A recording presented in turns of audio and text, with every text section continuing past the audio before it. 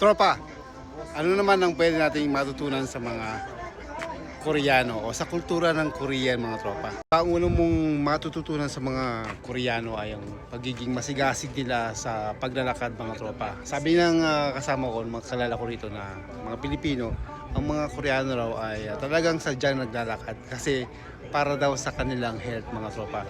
Pag nakita nyo yung mga tatanda rito mga tropa, lahat sila naglalakad mga tropa kahit gano'n man kalayo yan, gano'n man kataas yan ay inaakat nila mga tropa. Kasi katwiran nila para din naman daw sa kanilang kalusugan yung mga tropa. Napakagandang karakter na pwede mong matutunan sa mga Koreano mga tropa. So ito pa tropa yung pwede nating makuha sa mga Koreano. Sila ay sobrang artistic mga tropa. Kita nyo naman yung mga parts nila. Ang daming mga arts. Ang daming mga locks, kita yung mga locks na yan. Tapos napaka-creative yun. Isa sa mga pwede mo makuha sa mga Koreano, yung pagiging creative din ng mga tropa. Ang dami lang sa hinagap ng isip ko ay hindi ko magagawa mga tropa. Pero sila nagagawa nila. Sobrang artistic nila, sobrang bongga, sobrang maarte sila sa mga gamit nila. Makikita mo rito yung kanilang lugar ay ang daming mga kung ano-ano, pero functional, artistic, lahat napakaganda ng lugar nila. So kung artistic ka, ay pwede mo itong mapakinabangan ito sa Pilipinas at gayahin yung mga kanilang mga ginagawa dito sa Korea mga tropa. Pagiging artistic at creative mga tropa. Tropa no, ang isa pa sa magandang karakter ng mga Korean na pwede nating makuha sa kanila ay yung pagiging maalaga nila sa kalikasan mga tropa. Kitang-kita yan dito mga tropa. Simula nung dumating ako ng Korea dito sa Myeongdong sa Seoul, South Korea. Kitang-kita yung facility sa kalikasan nila. Hindi nila pinababayaan yung mga gubat nila na marumihan lang or magputol ng malalaking puno. Hindi nila ito tinatanggal at minsan ginagawa nitong functional mga tropa para sa convenience din ng mga bumibisita rito. Yung kalikasan nila rito ay sobrang pristine. Yung iba hindi pa nagagalaw at bawal galawin mga tropa. Kahit nga yung yung mga lakes nila rito ay bawal mag-fishing mga tropa. Ganun sila kaalaga sa kanilang mga resources dito, like yung kanilang mga kalikasan, yung kanilang nature ay hindi mo basta-basta pwedeng galawin nang walang permiso at napakalaki ng fine kapag sinuway mo to mga tropa. Tropa, ito yung pwede mong matutunan sa mga Koreano mga tropa.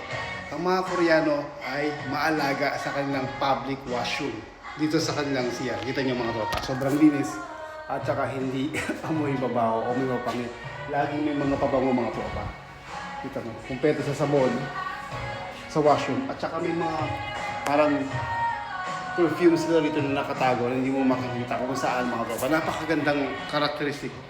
At least yung public washroom nila or public place nila ay inaalagaan nila at hindi pinababayaan mga tropa. Siyempre para rin sa mga turista, di ba? Mini-maintain nilang maigi yung kanilang facility para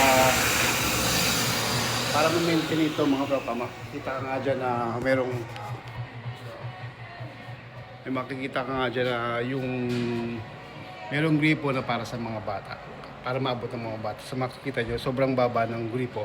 Para lang yun sa mga toddler at sa mga bata na kayang abutin yung gripo mga tropa or yung sink. So napakagandang karakter ng mga Koreano na pwede mo matutunan sa kanila. Ito pa tropa yung pwede mo matutunan sa mga Koreano mga tropa. Na yung batas nila ay talagang batas. Katulad nitong no smoking. Pag hindi mo sinunod dyan at yung iba pa nilang batas ay pwede kang patawan ng 1 million won o mahigit pa. Ang equivalent nun sa Canadian dollar ay almost 4,000 Canadian dollar. So imagine, pag hindi ka sumunod sa kanilang mga alituntunin ay papatawan ka ng ganun kalaking fine mga tropa. Isang magandang karakter ng mga Koreano na pwede mong makuha sa kanila at matutunan mga tropa. Tako lang sa inyo kung gaano kaganda yung kanilang mga parks dito. At well maintained yung kanilang mga facility at saka yung mga garden nila dito sa, imagine nasa bundok tayo ng Namsan. Namsan Tower dito sa Seoul, South Korea. Pero kita nyo naman, well maintained. Ang ganda talaga oh. Diba? Ang ganda oh, kita nyo. Organized, malinis, walang kalat, walang maingay, diba? Pag sinabi nilang walang maingay, hindi pwede kang magingay. So dapat 'yun ay matutunan mo bilang isang Pilipino na dapat inaalagaan mo yung kanilang kalikasan ng maayos, may dignity. Higit sa lahat mini-maintain mo nga ng maayos, diba? Kita mo naman, napakaganda. Gusto ko lang ipakita sa inyo kung gaano kaganda yung South Korea. Sana mapuntahan mo.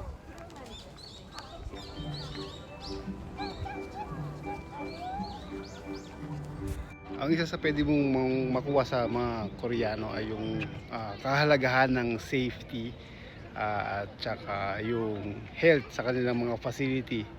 Tulad itong nakikita nyo mga tropa. So imagine nasa bundok ka pero meron kang pagkukuha na ng tubig mga tropa. Diba? Meron silang water fountain, drinking water fountain. At makikita mo sa public places nila na meron silang fire extinguisher. Matutuwa ka mga tropa kasi kahit alam mong safe yung lugar pero kumpleto sa fire extinguisher mga tropa na pwede mong gamitin just in case na magkaroon ng sunog or emergency mga tropa. Isa yan sa pinahahalagahan ng mga Koreano na ang kanilang public safety ay sobrang halaga sa kanila. Dapat mong matutunan bilang isang Pilipino. Madagdag ko lang mga tropa, no? So very safe talaga.